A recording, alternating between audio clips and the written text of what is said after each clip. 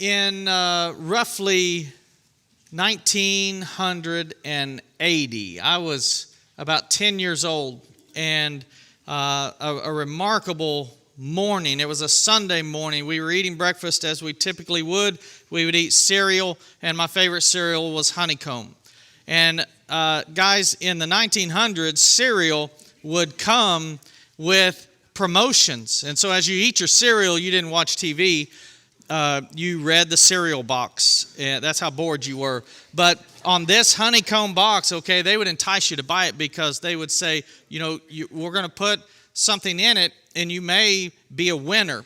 If you, one box out of so many, you would be a winner, and you would win games, okay? And I remember we would open that every time we'd get a new Honeycomb box.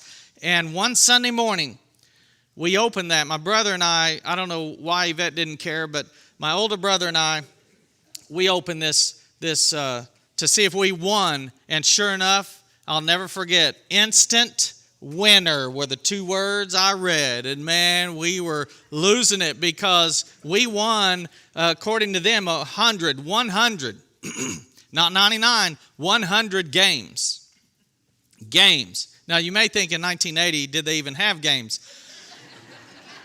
They did. We had this thing called Atari, okay? We had games that you could hold in your hand and play football, which is basically watching little dashes, blink along the little screen that you had, and you could outmaneuver the defense, right, with your running back. Anyway, so 100 games. Now, they didn't tell us what kind of games, okay, but 100 games. We are pumped. So we fill out the information. We mail it in. We can't wait to get these games in the mail. We're envisioning like trucks showing up because there'd be multiple boxes to unload all the games we would get. When we got these games, I kid you not, it was in a very small package, okay? Very, very small. None of them digital, none of them electronic.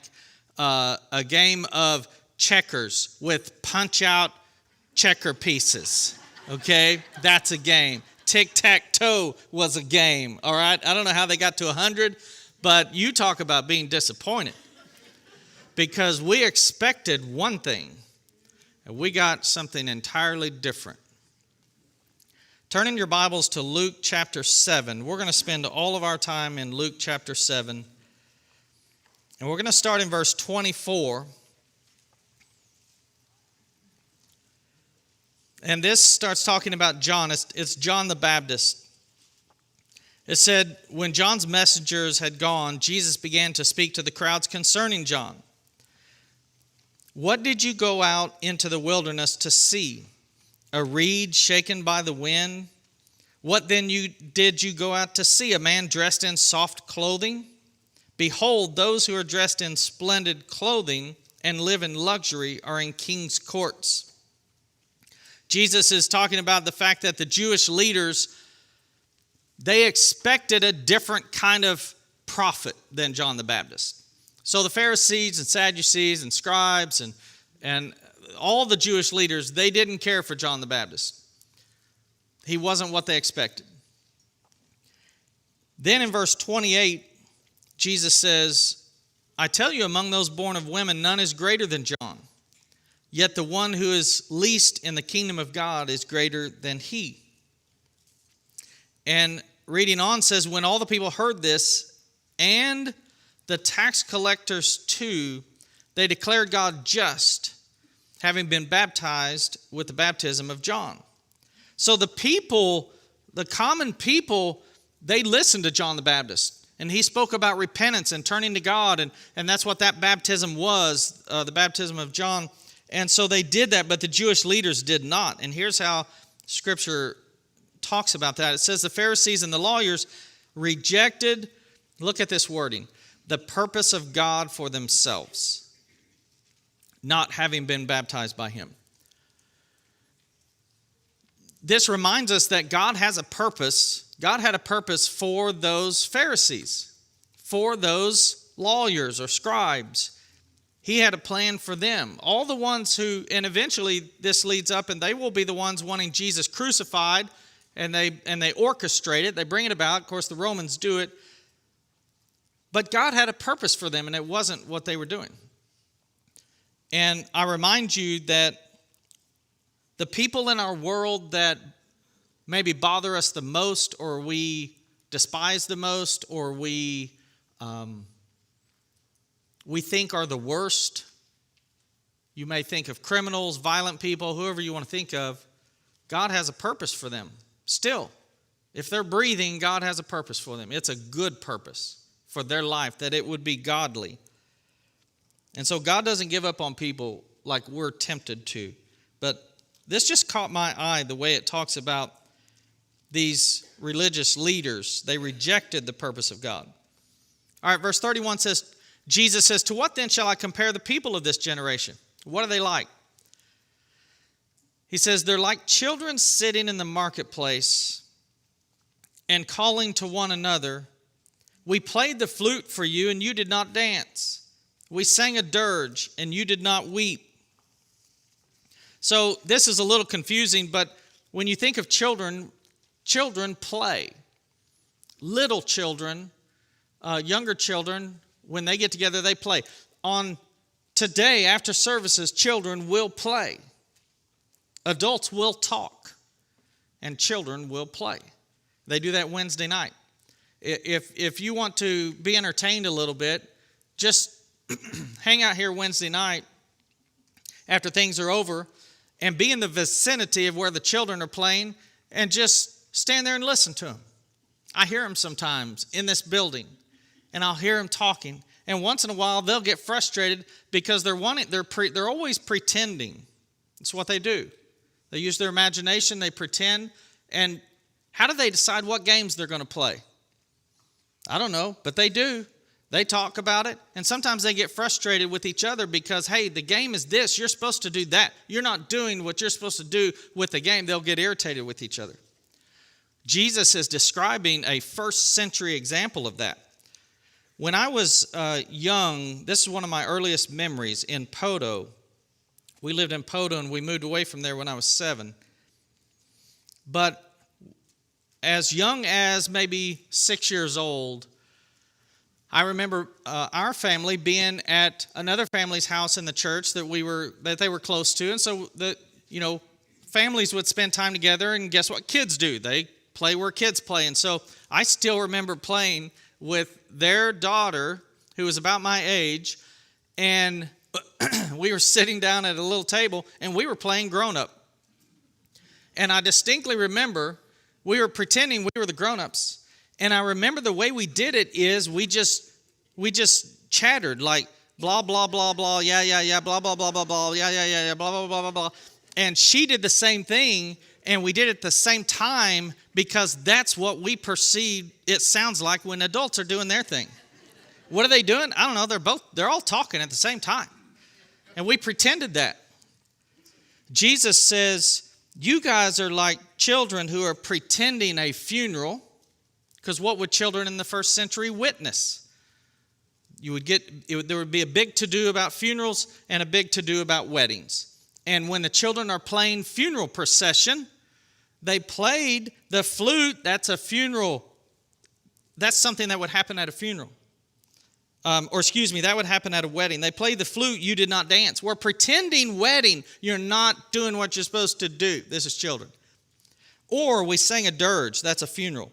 And you didn't pretend to weep because we're playing funeral. You're not playing right.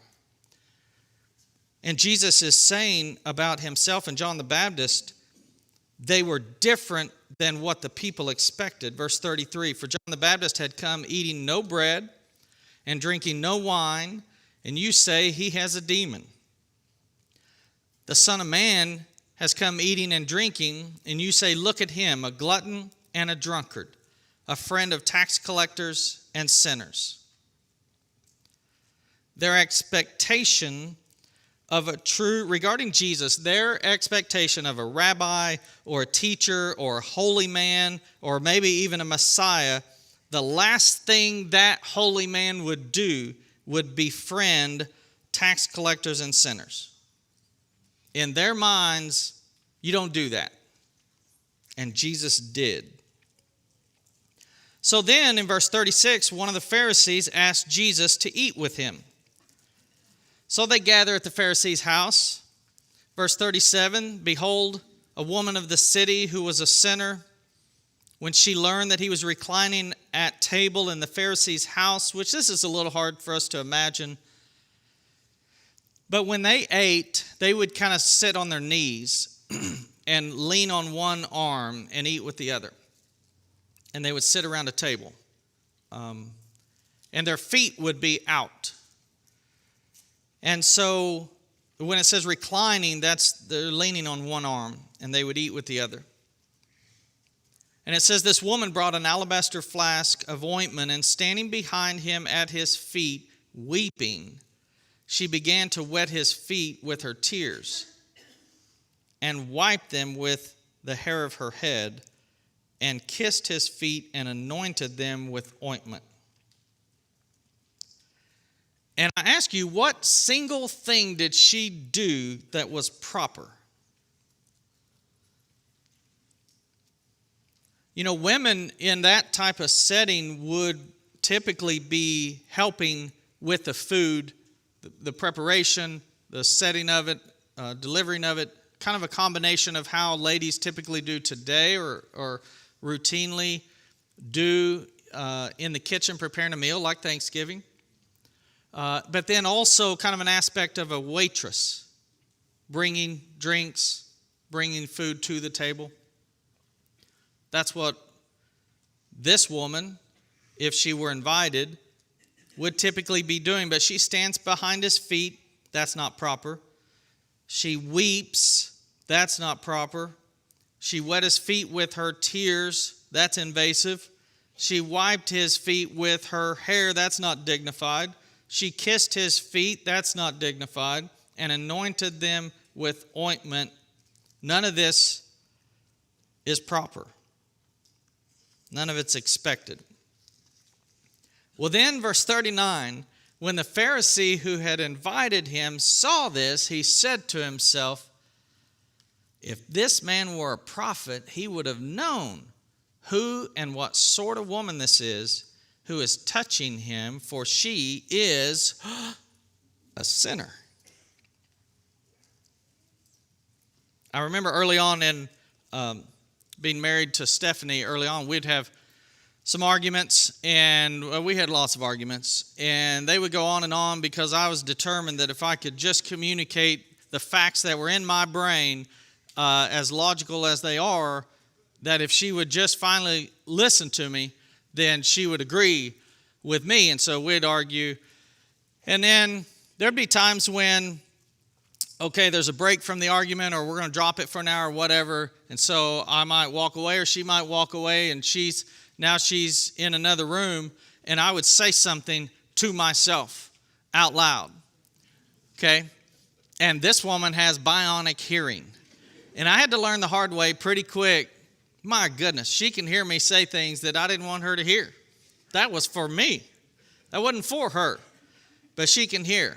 So I don't do that anymore. It all stays up in here for the most part, okay? Because I know she can hear me. This man says to himself, this is a terrible thing that he says. She's a sinner. He shouldn't even be letting her approach him or touch him. And if he knew what kind of woman she was, he would shun her. He shouldn't have said that. He also shouldn't have thought it, which reminds us, if you feel like you're generally a good person, you do right things and good things, I remind you, God also judges our thoughts, the things that we don't say, because our thoughts come from our heart. And I'm not talking about something that flashes in our mind. I'm talking about something we think about here, and then we think about here, and if we're by ourselves, we might even say out loud to ourselves. God knows all that. So Simon here, this Pharisee, he doesn't know that Jesus heard this. And so verse 40, Jesus answered, said to him, Simon, I have something to say to you. Simon says, "Say it, teacher." A certain money lender had two debtors. One owed him 500 denarii and the other 50. When they could not pay, he canceled the debt of both. Now, which of them will love him more? Simon answered, "The one, I suppose, for whom he canceled the larger debt." And he said to him, "You judge rightly." Then turning toward the woman, he said to Simon, "Do you see this woman?" So you try to imagine what was that like. They're reclining at table, and oftentimes it would be, just imagine a square table, I imagine lower to the ground, and them sitting on the ground, on their knees, their feet pointing out, and they all are leaning on one arm, and they're all doing it the same. So they're all the way, there might be 3, 12 men around a table. Simon, he's somewhere where Jesus can just look up and see him. The woman's behind Jesus. And Jesus turns and he looks at the woman. He turns toward the woman. Then he says to Simon, "Do you see this woman?" That's a weird thing to say to me. I'm like, everybody sees this woman. Makes you wonder, is Simon not even looking at her? Simon's convinced that Jesus should not be letting her even near him, touching his feet. He shouldn't be letting her do that. But Jesus turns to her, and then he says to Simon, "Do you see this woman?" Years ago in college, I had an assignment, and the assignment was to put yourself in a place where you're a minority of some way, a minority. So, for example, someone who was not a churchgoer in class, they could go to church. That's not, you know what I mean? Like if they're not a Christian, they could go where Christians are, and they would be a minority in that respect. So I decided I'm going to go to a Muslim mosque. And so I find out where one of the major mosques was in Tulsa. I call them up. I say, "I'd like to visit a service of yours." Okay. And I tell them on what day I want to come. They tell me what time. They tell me where to come. And they told me that a certain gentleman, they gave me his name, that he would be there to kind of be my, not really escort, but to kind of help me, to take care of me, show me where I need to go, all those kind of things. And so I go in, and I'm kind of looking for somebody, and I don't see anybody, and I ask someone, like, what do I do? And so the first room you go to, a pretty good sized room, you take your shoes off. And so they told me and showed me how to do that. And then someone showed me that there was someone that I asked, and so they showed me where to go and what to do, but it wasn't the one that was supposed to host me, so to speak. So now I walk into a large room, probably 4 times the size of this one. Large rectangle, and they tell me I can sit over here against the wall because most everyone, this would just be men in this space. All the men and boys would come in, and they would kneel in rows, side by side, long rows, and they would come in, and some were there early and some were there late. It's kind of funny, and they would have a form of class and then a form of a worship service, and I kind of think they were reversed. Nevertheless, so they do different things, and I'm watching all this, and I'm sitting against the wall. There's just, I don't know, no more than 5 of us against the wall, but I think I'm the only one like me, truly, there visiting like that, okay? But a little bit of time goes by before they start their services, and then they have their services. They have one, a little bit of break, then they have another, and then the whole thing's over. They all get up and start talking. And so I stand up, and I decided I'm going to, because I'm here to kind of understand this. And so instead of just bolting out, I stand there and hang out a minute. And I'm there at least 10 minutes. And I'm just watching, just kind of a fly on the wall, which is comfortable for me. And then it starts to hit me. These people claim that, as far as they know, I'm lost. Obviously, I'm not a Muslim.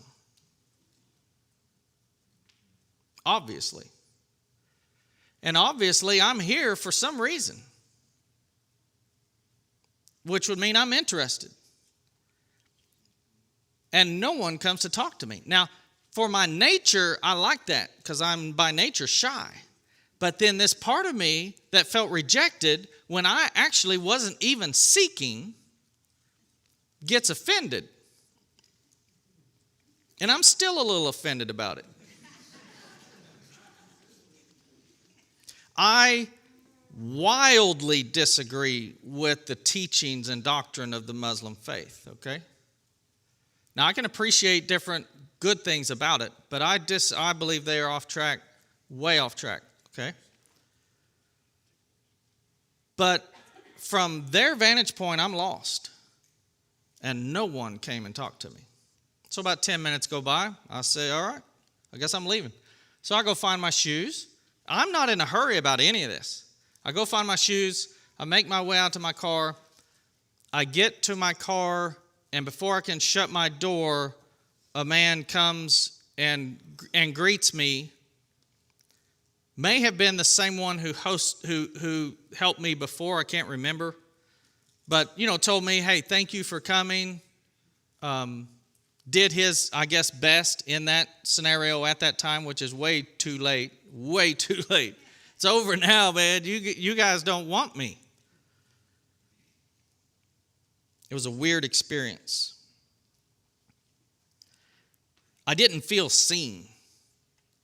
And Jesus tells Simon, he says, look at this woman. And then he says, I entered your house. You gave me no water for my feet, but she has wet my feet with her tears and wiped them with her hair. You gave me no kiss, but from the time I came in, she has not ceased to kiss my feet. Evidently, she's still kissing his feet. You did not anoint my head with oil, but she has anointed my feet with ointment. Why did the Pharisee not do these things for Jesus? Kind of makes you wonder, what was his angle? Is it about honor to the Pharisee because Jesus is popular? What's his angle? But verse 47, Jesus says, therefore I tell you, her sins, which are many, are forgiven, for she loved much. But he who is forgiven little loves little. In verse 48, he said to her, your sins are forgiven. Then those who were at table with him began to say among themselves, who is this who even forgives sins? And he said to the woman, look what he says to her, your faith has saved you. Go in peace. Now, they were at a house. But in my mind, if they were in today's day and time at a church service, he would not have said, go in peace. He might have said, please. I think he would have said, please come back. Please come back.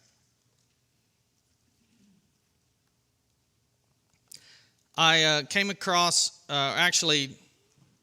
someone sent this to me not long ago, and it was basically a post on social media with a long thread of answers. And the post was, why did you quit church? And there were a lot of answers. And reading through those, I want to share some of them with you. Now, a lot of them were about, churches just kept beating us up about, giving more money.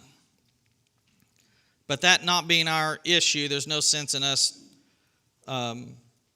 talking about that. I don't feel like we need help with that. But let me share, all of these are quotes and all of these are real people. I mean, none of this was, you could tell this is not made up. One person said, I kept being told, you have to move, that's my seat. Another one said, the preacher complained about the jeans and t-shirt that I wore. Another one said, I asked too many questions. They got mad, I never went back. One said, the preacher told me I was going to hell for listening to Led Zeppelin. So I stopped going. LOL, Zeppelin forever.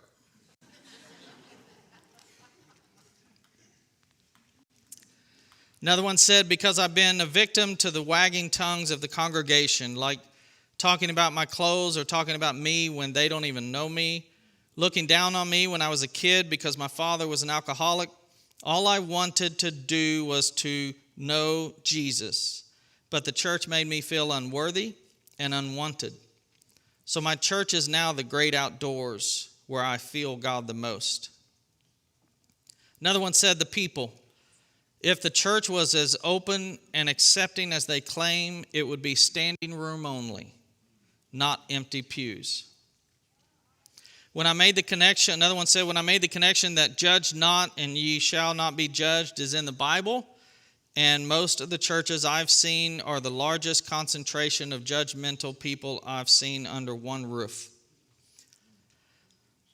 And by the way, reading these, these hurt. They hurt to hear because it hurts you because you know that's a real person who had that real experience. Another one said, if I came across a church where a man covered in tattoos and piercings in a t-shirt and jeans was welcomed and treated the same way as a clean-cut man in a suit and tie, that might get me to attend again. From a lot of my experience, I'd rather go to an AA meeting. I mean, these are worth going and meditating on. You know what I mean? Thinking about it a while. Another one said, I was told 3 times I was sitting in their seat, 3 different places in the church. I told the preacher to put up a seating chart. I'm out. I'll share 2 more. One said, because when I was a teen in the 1950s, I began wearing mini skirts and makeup. When I was told I couldn't wear that, my reply is, God doesn't care what I look like. Then I left for the rest of my life. I'm now 83.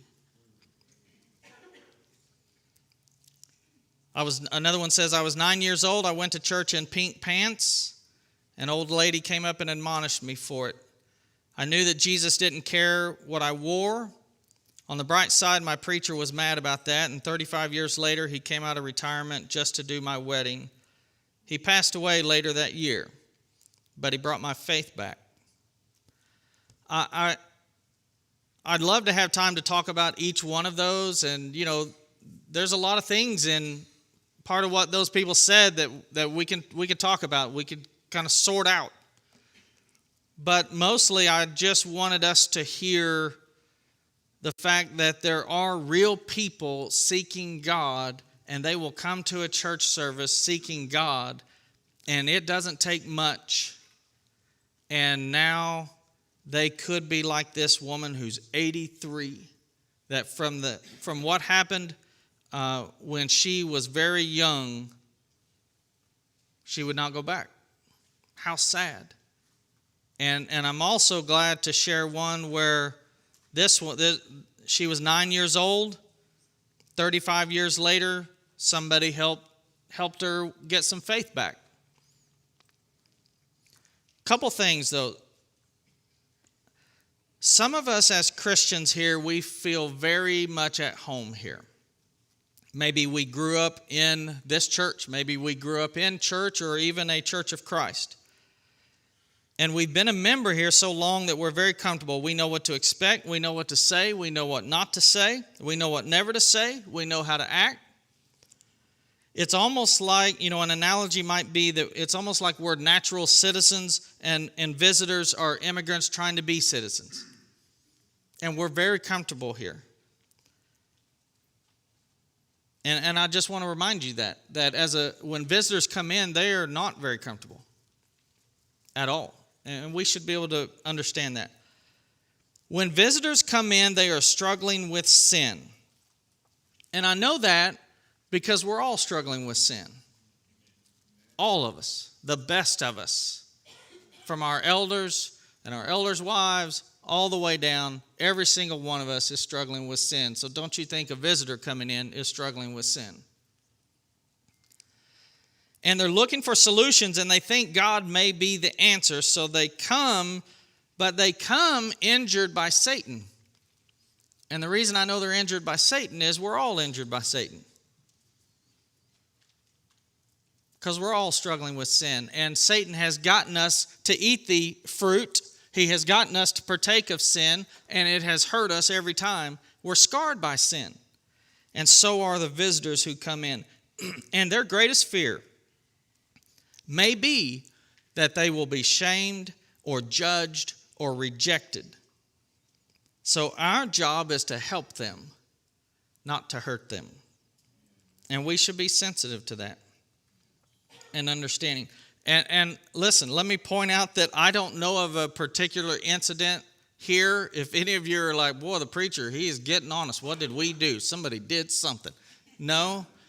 This, I was given this thread from the social media post and all the responses that broke my heart, that people would have that happen. And I was reminded that we could probably use a tune-up. Jesus turned toward the woman. And we need to turn toward the lost, don't we? We need to turn to them. The broken, the seeking, people who are visiting, if they're taking a single step toward Jesus, even if they come and they don't quite know how to dress like us, they don't know how to act like us, they don't know how to train their children like us, on and on and on, whatever you want to fill in the blank. They don't know. But God help us, let them come. And let us help them. But let us love them first. This sinful woman that came to Jesus, she probably needed some help with some things. But Jesus loved her first. And we can do that. We're going to sing a song, and I want to jump to the second verse, and because a part of this is really good. It says, over every thought, over every word, may my life reflect the beauty of my Lord. And honestly, this is good for a lot of things, including many of us will gather with family this week. You think God needs control of your tongue this week? All right? And the things you mumble under your breath, and the thoughts that roll in your head, may God control that too. So may He do that when we gather with family and friends. May He always do it here. We're going to sing this song, and if you have something on your heart we could pray for you about, we'd love to do that. You can come forward. If you want a more private and personal prayer, our shepherds and their elders are always at the doors, and they'll receive you for that during this song. If you'd like that, if there's someone who is lost and you're not sure if Jesus came back today, if you'd go to heaven or not, we can help you with that. If you need something, please respond while we stand and sing. Over all the earth you reign on high, every mountain stream, every sunset sky. But my one request, Lord, my only aim, is that you reign in me again. Lord, reign in me, reign in your power over all my dreams. In my darkest hour, you are the Lord of all I am. So won't you reign in me again? Over every thought, over every word, make my life reflect the beauty of my Lord. 'Cause you mean more to me than any earthly thing. So won't you reign in me again? Lord, reign in me, reign in your power over all my dreams. In my darkest hour, you are the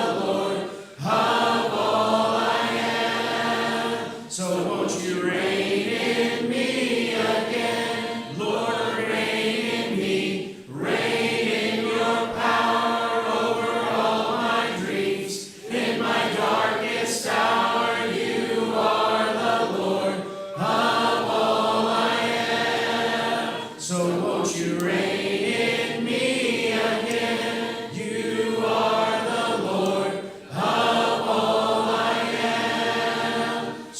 Won't you reign in